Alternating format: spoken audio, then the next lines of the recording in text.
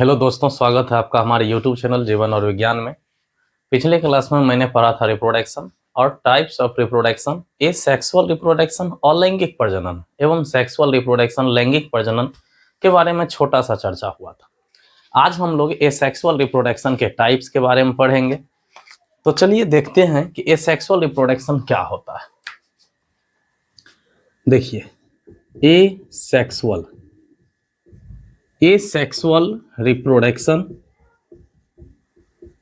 मतलब होता है अलैंगिक प्रजनन। यह जो आप ये सेक्सुअल रिप्रोडक्शन देख रहे हैं, इसका मतलब होता है अलैंगिक प्रजनन।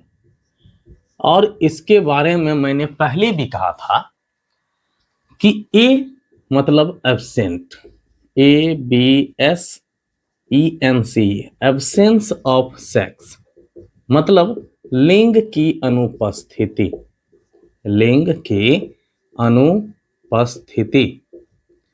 मतलब यदि किसी भी जीव में बिना सेक्स के, मतलब बिना लिंग के, मतलब मेल और फीमेल गैमीट के सहभागिता के बिना ही कोई जीव उत्पन्न होता है, तो इसे हम लोग कहते हैं अलैंगिक प्रजनन। क्या कहते हैं इसे हम लोग? अलैंगिक प्रजनन।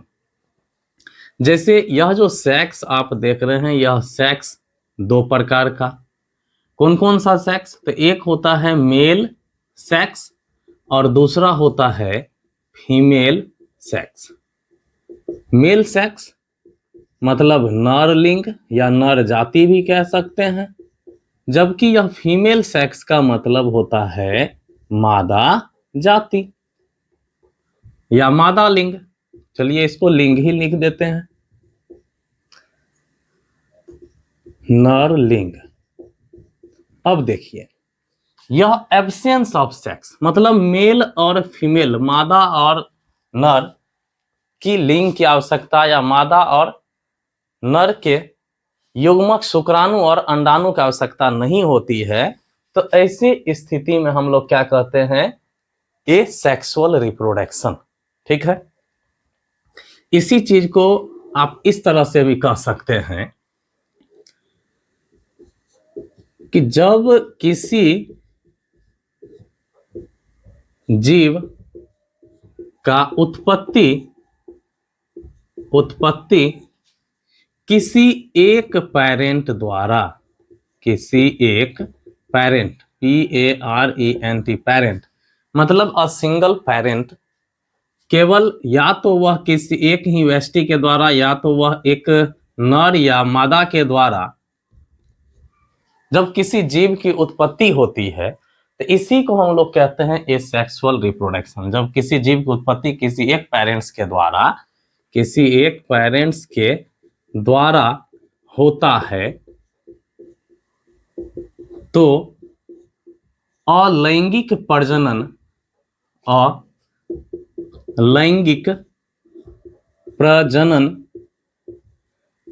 या इसी को इंग्लिश में कहते हैं ए सेक्सुअल रिप्रोडक्शन कहा जाता है। ये सेक्सुअल रिप्रोडक्शन कहा जाता है।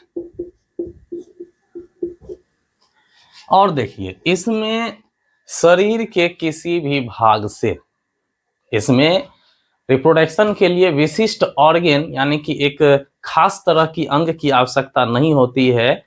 इसमें न मेल और फीमेल गैमेट की आवश्यकता होती है, बल्कि शरीर के किसी भी भाग से नए जीवों का उत्पत्ति हो सकता है। तो हम यह भी कह सकते हैं any part of a body give a new organism, gives a new organism।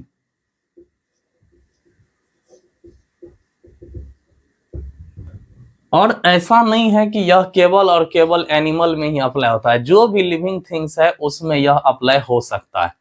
माने कोई भी लिविंग थिंग्स है तो उसमें जब केवल एक ही पेरेंट्स के द्वारा नए जीवों का उत्पत्ति होता है, नए शरीर का निर्माण होता है, तो इसे हम लोग क्या कहते हैं? ये सेक्सुअल रिप्रोडक्शन कहते हैं। आपको मैं जब पेड़ पौधा में आप सबसे साधारण उदाहरण आपको रोज प्लांट की देता हूं। रोज प्लांट, गुलाब पौधा, गुलाब का पौधा। हम लोग या कोई भी, ऐसा नहीं है कि आप लोग जो भी अभी वीडियो देख पा रहे होंगे तो आप गुलाब फूल को नहीं जानते होंगे। इस गुलाब फूल के पौधा को लगाने के लिए क्या करते हैं आप, क्या इसमें हम लोगों को स्पेशल टेक्निक का इस्तेमाल किया जाता है? बिल्कुल भी नहीं, काफी आसान होता है। केवल हम लोग किसी भी गुलाब का टहनी लेते हैं और इस टहनी को काट कर जब हम इसे मिट्टी में लगा देते हैं, क्या करते हैं, इस गुलाब फूल के टहनी को जब हम काट कर मिट्टी में लगा देते हैं नमी भूमि में, तो कुछ दिन के बाद इससे नए बर्ड्स अनुकूलित होते हैं, नया बर्ड्स निकलता है। और यह बर्ड्स निकल करके क्या करता है, इसमें नए पुष्प भी आते हैं, और वो भी बिल्कुल जिस प्लांट से आप इस रोज को काटे थे बिल्कुल उसी तरह का। और यहाँ नीचे रूट निकलता है, जड़ निकलता है। अर्थात बताइए हमें कि क्या इसमें किसी भी प्रकार का आपको नया तकनीक, स्पेशल तकनीक का इस्तेमाल करना पड़ा? नहीं।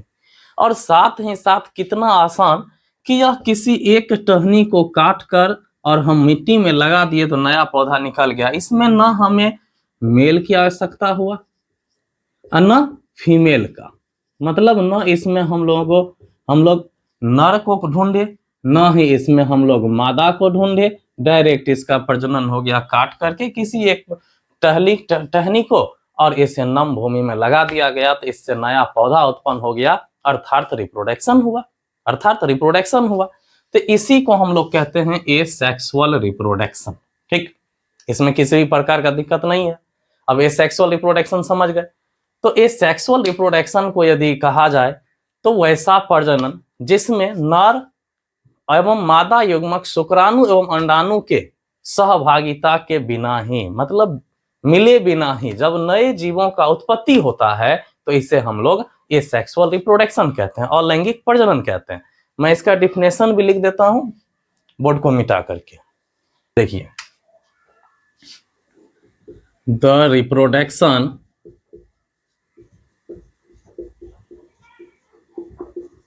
by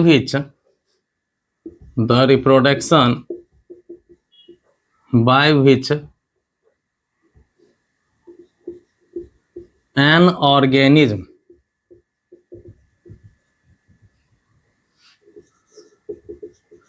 give rise young ones similar to itself without WITHOUT without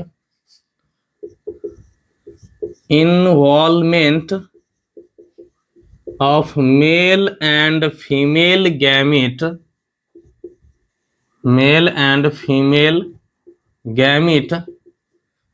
sperm and ovum, SPRM, sperm and ovum। तो इसे क्या कहते हैं हम लोग, एसेक्सुअल रिप्रोडक्शन। इसी को जब हिंदी में कहना होगा तो हिंदी में भी लिख ही देते हैं, आप हिंदी में भी नोट कर लीजिएगा और इंग्लिश में भी नोट्स कर लीजिएगा। वैसा प्रजनन जिसमें नर एवं मादा युग्मक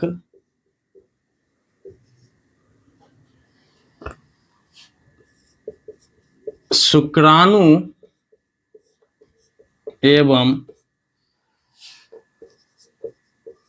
अंडाणु के मिले बिना ही नए जीवों का उत्पत्ति होता है। नए जीवों का जिसमें नर एवं मादा एवं शुक्राणु एवं अंडाणु के मिले बिना ही, यहां थोड़ा सा बदल देते हैं, अपने ही जैसे जीवों का या जीवों को उत्पन्न करते हैं, जीवों को उत्पन्न करते हैं, अलैंगिक प्रजनन कहलाता है, अलैंगिक प्रजनन कहलाता है। चलिए इसको नोट कर लीजिए, ये सेक्सुअल रिप्रोडक्शन का परिभाषा है। ये लोग देखेंगे कि types of A sexual reproduction, इसको पहले इरेज करते हैं उसके बाद आपको लिखाते हैं। Types of reproduction, types of reproduction, जिसका हिंदी होता है, sorry, types of A sexual reproduction क्या होगा यहाँ पर, types of A sexual reproduction, जिस यह निम्न प्रकार का होता है, ये सेक्सुअल रिप्रोडक्शन निम्न प्रकार का होता है। ऐसे तो आप कह सकते हैं फ्यूजन, दूसरा बडिंग, और तीसरा होता है fragmentation.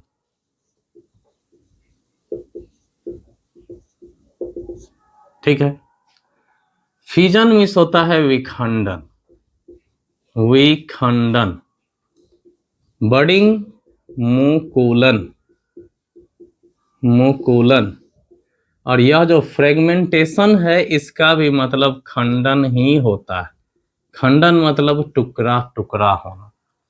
Every cut parts make a new organism, मतलब प्रत्येक कटे हुए भाग से नए जीव का उत्पन्न होता है, जैसे पैलिनेरिया के बारे में आपने सुना होगा। और ये बडिंग जो कि हाइड्रा, और ये फ्यूजन आप मलेरियल पैरासाइट के बारे में सुने होंगे, अमीबा के बारे में सुने होंगे। उसमें जो रिप्रोडक्शन होता है यानी कि उसका जो संख्या बढ़ता है, 1 से 2 होता है, 2 से 4 होता है, तो उसमें ए सेक्सुअल रिप्रोडक्शन फ्यूजन के माध्यम से होता है। और इस फ्यूजन को भी 2 भाग में बांटा गया है, बाइनरी फ्यूजन, बाइनरी फ्यूजन और मल्टीपल फ्यूजन, मल्टीपल फ्यूजन।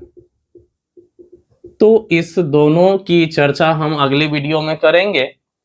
यदि आपको हमारा वीडियो अच्छा लगा हो तो आप जरूर इसे लाइक कीजिए, हमारे चैनल को सब्सक्राइब कीजिए, और आपको भी यह वीडियो काम देगा। साथ ही साथ जो 6, 7, 8, 9, 10, 11, 12 जो साइंस पढ़ रहे हैं उसमें बायोलॉजी है, तो जरूर है कि आपको यह टॉपिक बहुत ही बहुत बहुत बहुत मदद करेगा आपको आपके सिलेबस में।